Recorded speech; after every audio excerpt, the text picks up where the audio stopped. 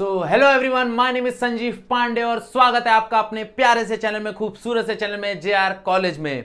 तो सबसे बड़ा सवाल, सर क्या हम अच्छा मार्क्स स्कोर कर सकते हैं फिजिक्स में?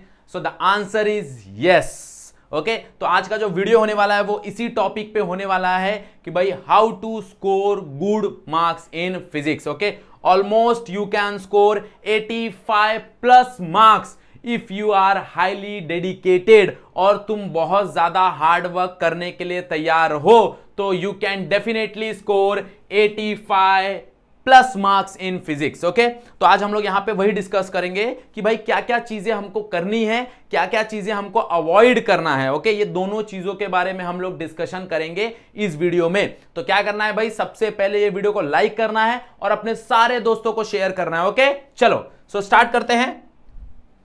तो थोड़ा मार्क्स डिस्ट्रीब्यूशन के बारे में बात करेंगे हम लोग। फिजिक्स में जो मार्क्स डिस्ट्रीब्यूशन होता है, कैसे 85 प्लस मार्क्स ला सकते हैं। तो भाई तुमको पता है 100 मार्क का पेपर है और वो 100 मार्क में हमारे पास दो डिपार्टमेंट है, यस और नो। एक तुम्हारा 30 मार्क का प्रैक्टिकल है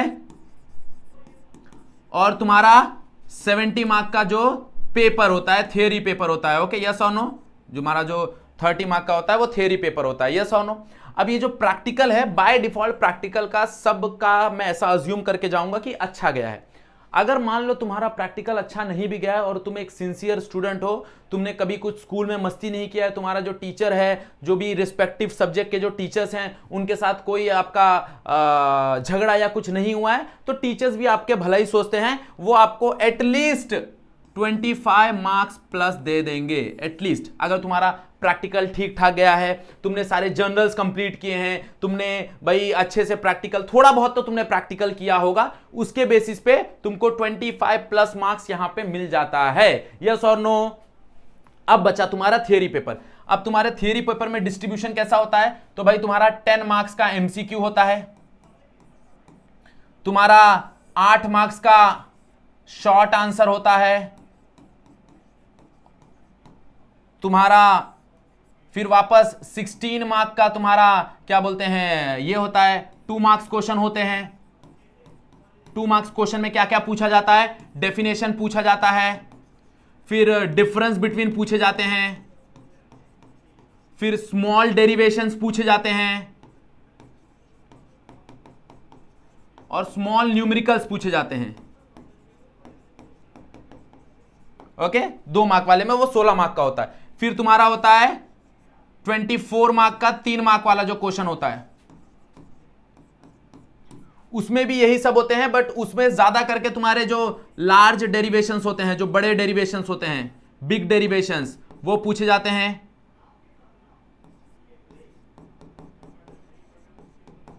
ओके, सो तुम्हारे न्यूमेरिकल आते हैं, थोड़े डिफिकल्ट न्यूमेरिकल आते हैं।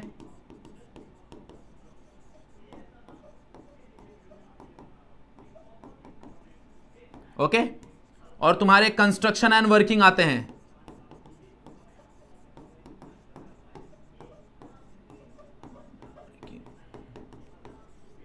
क्लियर? और लास्ट में बचता है तुम्हारा क्या?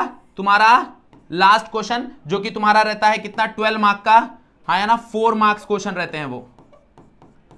अब 4 मार्क्स क्वेश्चन में भी तुम्हारे पास 2 जो क्वेश्चन रहते हैं वो फुल्ली 4 मार्क के होते हैं और 3 जो क्वेश्चन होते हैं वो 2-2 मार्क के डिस्ट्रीब्यूट होते हैं। तो उसके अंदर तुमको छोटे क्वेश्चंस भी मिलते हैं और बड़े क्वेश्चंस भी मिलते हैं। तो बड़े जो तुम्हारे कंस्ट्रक्शन होते हैं, बड़े जो वर्किंग होते हैं, बड़े जो डेरिवेशंस होते हैं, वो जनरली 4-4 मार्क के लिए आते हैं। क्लियर, यस और नो? अब इसमें हमको क्या चीज पे फोकस करना है, क्या चीज पे फोकस करना है कि एटलीस्ट वी कैन स्कोर, हमको कम से कम कुछ नहीं तो 50-60 मिलना चाहिए। मतलब at least we want to score 50 plus marks, at least out of 70 हमको 50 प्लस मार्क्स आना चाहिए। ओके, तो सबसे पहला भाई एमसीक्यू, सारे एमसीक्यू पे फोकस कर लो। सर सबसे पहला सवाल होता है कि एमसीक्यू कहां से करें? तो पहला तुम्हारे जो भी टेक्स्ट बुक के पीछे के एमसीक्यूज हैं, ओके, सबसे पहले वो कर लो। जो भी तुम्हारे टेक्स्ट बुक के, जितने भी टेक्स्ट बुक के 16 चैप्टर में जितने भी तुम्हारे टेक्स्ट बुक के पीछे के क्वेश्चंस है वो कर लो। ओके, अब कभी कभी क्या होता है भाई, एमसीक्यूज में तुम्हारा जो डायमेंशंस है वो पूछ लेते हैं, तो सारे के सारे डायमेंशंस कर लो, सारे के सारे फॉर्मूलाज कर लो, क्योंकि कभी कभी फॉर्मूलाज पूछे जाते हैं। सारे के सारे यूनिट कर लो, जो भी तुम्हारी क्वांटिटीज क्वांटिटीज हैं उसके यूनिट क्या होंगे, जैसे परमिटिविटी है उसका यूनिट क्या होगा, परमेबिलिटी है उसका यूनिट क्या होगा। तो ये सब जो क्वांटिटीज हैं वो सारे के सारे क्वांटिटीज के जो डायमेंशन है, यूनिट्स हैं, वो कर लो। तो उससे कहीं ना कहीं तुम्हारा जो एमसीक्यू है वो क्लियर हो जाएगा। यस और नो, तुम्हारा एमसीक्यू क्लियर। यहां पे तुमको कुछ भी करके 10 मार्क्स स्कोर करने ही है, एटलीस्ट तुमको यहां पे 10 मार्क्स स्कोर करने हैं। 10 अगर कुछ कम हुआ तो 9 मार्क्स, उससे कम यहां पे नहीं स्कोर करना, याद रखना। यहां पे तुमने 9 मार्क्स स्कोर कर लिया।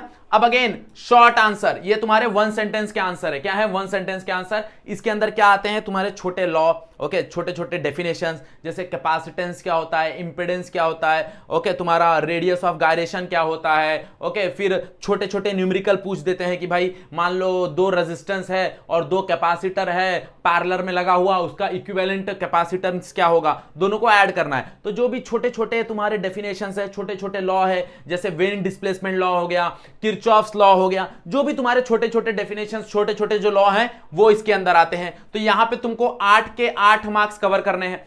जो भी है यहां पे तुमको 8 के 8 मार्क्स कवर करने हैं, ये डेफिनेटली तुमको करना है। यहां पे तुम कोई भी लापरवाही नहीं कर सकते। जितने भी छोटे डेफिनेशंस हैं, जितने भी छोटे लॉ हैं, एक स्टेटमेंट के जो क्वेश्चंस हैं, जो इसके अंदर भी कभी कभी डायमेंशंस पूछ लेते हैं, इसके अंदर जो शॉर्ट आंसर है ना, इसके अंदर भी डायमेंशन पूछ लेते हैं। What will be the dimension of this quantity, okay, what will be the use of this quantity, uses पूछ लेते हैं तुमको, जैसे फोटो डायोड के यूजेस पूछ लेते हैं तुमको, सोलार पैनल के यूजेस पूछ लेते हैं। तो जो भी यूजेस हैं, इंपॉर्टेंस है, एप्लीकेशन है, लॉज हैं, वो सारे के सारे छोटे छोटे वो यहां पे पूछे जाते हैं। दैट इज शॉर्ट आंसर में पूछे जाते हैं। यस और नो।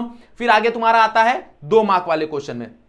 अब ये 2 मार्क वाले क्वेश्चन में अगर तुम देखने जाओगे ना तो तुमको 8 क्वेश्चन जो होते हैं वो थियरी क्वेश्चन होते हैं। 8 भी नहीं, 7 क्वेश्चन, 7 क्वेश्चन थियरी होते हैं, ओके, 7 क्वेश्चन थियरी के होते हैं और 5 क्वेश्चन जो होते हैं वो न्यूमेरिकल के होते हैं। तो अगर मान लो कि तुमने न्यूमेरिकल नहीं भी किया, लेट्स से तुमने न्यूमेरिकल नहीं भी किया, ऐसे मैंने मान लिया, बट तुमने सारा का सारा डिफरेंस बिटवीन, सारा का सारा डेरिवेशन, स्मॉल डेरिवेशन, ये सारा का सारा कहानी खत्म किया, तो यू कैन स्कोर 7 मार्क्स, मतलब 7 क्वेश्चन तुम यहां पे ले सकते हो, मतलब तुम यहां पे 14 मार्क्स ले सकते हो। यस और no, you can score 14 marks here. तुम यहां पे कहीं ना कहीं 14 मार्क्स जरूर स्कोर कर सकते हो। अगर तुमने न्यूमेरिकल छोड़ दिया तो भी, मैं बात कर रहा हूं न्यूमेरिकल मत करो, तब भी तुम वहां पे 14 मार्क्स स्कोर कर सकते हो। कैसे? क्योंकि तुमने सारा का सारा डिफरेंस बिटवीन किया है, सारा का सारा डेफिनेशन किया है, सारा का सारा तुमने छोटे डेरिवेशंस किए हैं, ओके। छोटे डेरिवेशंस जैसे एंगल ऑफ कांटेक्ट हो गया, ओके, छोटे डेरिवेशंस जैसे तुम्हारा एंगल ऑफ बैंकिंग हो गया, छोटे छोटे डेरिवेशंस, ओके, छोटे छोटे डेरिवेशंस। तो वो छोटे डेरिवेशंस यहां पे पूछे जाते हैं। तो यहां पे अगर तुमने मान लो न्यूमेरिकल नहीं भी किया तो भी तुमने अगर थियरी किया तो यहां पे तुम्हारे 14 मार्क्स एग्जैक्टली हो जाएंगे। यस और नो। यहां पे भी देखो, ये जो इसमें भी 2 कहानी है, यहां पे भी 7 क्वेश्चन थियरी के होते हैं। थियरी मतलब उस थियरी के अंदर डेरिवेशंस भी आ जाते हैं, हाँ। और 5 क्वेश्चंस क्या होते हैं? 5 क्वेश्चंस होते हैं तुम्हारे न्यूमेरिकल के। तो यहां पे अगर तुमने न्यूमेरिकल नहीं भी किया तो भी अगर तुमने ये 7 क्वेश्चन किए, 7 थ्योरी क्वेश्चंस किए, ओके, मतलब तुमने डेरिवेशंस अच्छे से किए हैं, हर एक इंपॉर्टेंट डेरिवेशन हर एक चैप्टर्स के अगर अच्छे से किए हुए हैं, ओके। अगर तुमको कंस्ट्रक्शन और वर्किंग तुमने किया हुआ है, इंपॉर्टेंट कंस्ट्रक्शन वर्किंग है तुम्हारे पास, जैसे इलेक्ट्रोस्टैटिक में तुम्हारा वेन दे ग्राफ जनरेटर हो गया, फिर तुम्हारे पास गैल्वेनोमीटर का हो गया, फिर फोटो डायोड, तुम्हारा सोलर सेल, फोटो सेल, बहुत सारे ऐसे तुम्हारे विटस्टोन अभी हम लोग ने खत्म किया। फिर उसके बाद तुम्हारा क्या बोलते हैं पोटेंशियोमीटर, ऐसे बहुत सारे कंस्ट्रक्शन वर्किंग है। अगर तुमने वो खत्म कर लिया तो यहां पे तुम्हारे एटलीस्ट थियरी क्वेश्चंस कंप्लीट हो जाएंगे। मतलब कहीं ना कहीं यहां पे एटलीस्ट तुमको 20 मार्क स्कोर करना है। कितना? 20 मार्क्स स्कोर करना है यहां पे। अब यहां पे तुमने 20 मार्क्स स्कोर कर लिया, यहां पे तुमने 9 मार्क्स स्कोर कर लिया, 29 मार्क्स। यहां पे तुमने 14 मार्क्स स्कोर कर लिया, दैट इज 45 मार्क्स अप्रोक्सीमेटली। और यहां पे पूरा 8 मार्क्स स्कोर कर लिया, दैट इज 53 मार्क्स। मतलब अबोव 50% आ गया तुम्हारे पास, अबोव 50 प्लस मार्क्स आ गया, नॉट 50%, अबोव 50 प्लस मार्क्स आ गया।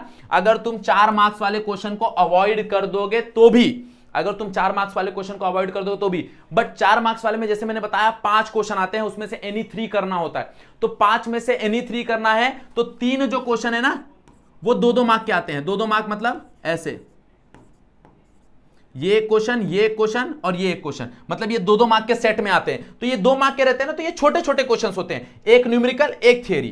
तो यहां पे एक न्यूमेरिकल एक थियरी, एक न्यूमेरिकल एक थियरी, एक न्यूमेरिकल एक थियरी।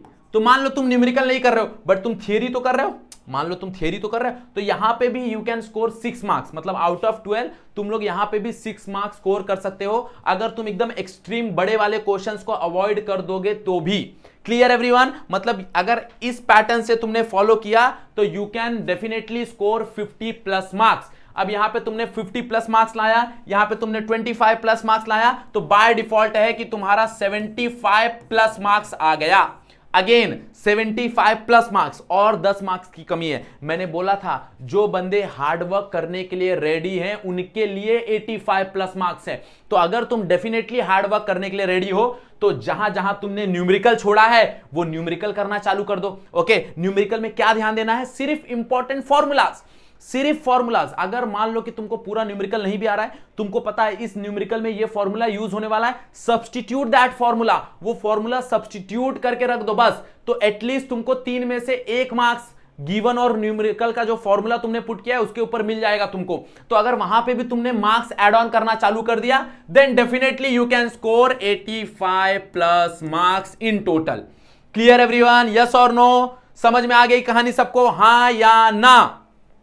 किस चीजों पे ध्यान देना है? ओके, अब कैसे करना है दैट इज वेरी इंपॉर्टेंट। तो भाई ये मैंने बता तो दिया क्या क्या करना है, कैसे करना है।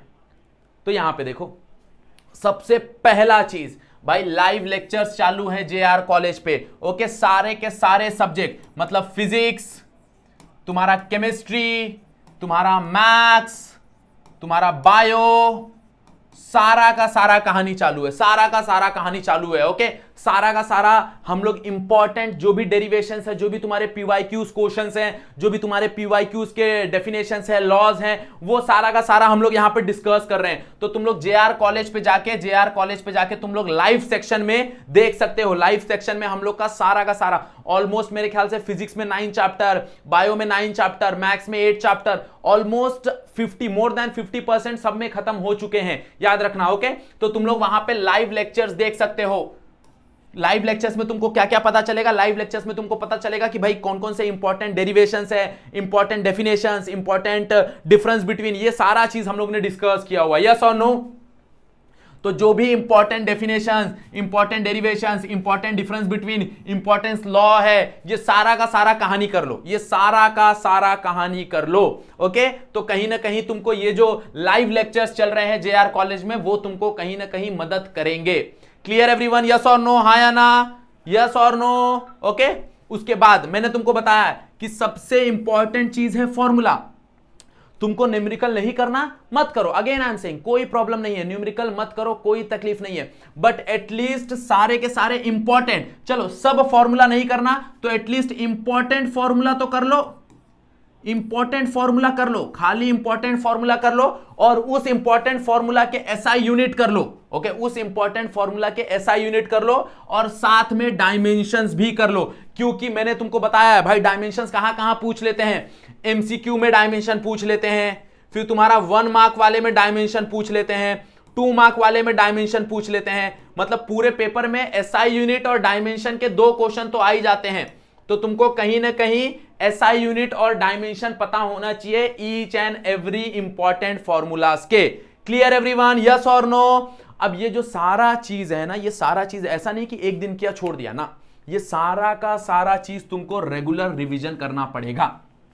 मतलब तुमने जो भी पढ़ा, कल जो भी पढ़ा आज वो रिवाइज करो, आज जो भी पढ़ोगे कल वो रिवाइज करो। ओके, परसों जो भी पढ़ोगे वो 3 दिन का रिवाइज करो। तो जितना तुम लोग रेगुलर रिवीजन करते रहोगे, शॉर्ट रिवीजन, क्विक रिवीजन करना है, जितना तुम लोग क्विक रिवीजन करोगे उतना एग्जाम तक तुम्हारे दिमाग में चीजें याद रहेगी।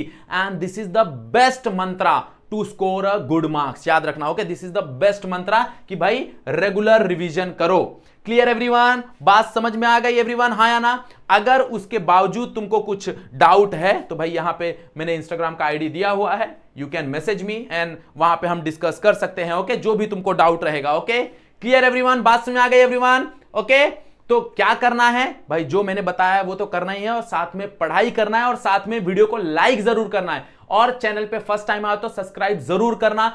तुम तो पास आउट हो जाओगे, बट तुम्हारे जूनियर्स को ये जरूर शेयर करना। Okay, clear? चलो, सो आज का वीडियो यहीं पे एंड करते हैं। आज के लिए बस इतना ही। That's it for today. Thank you so much everyone.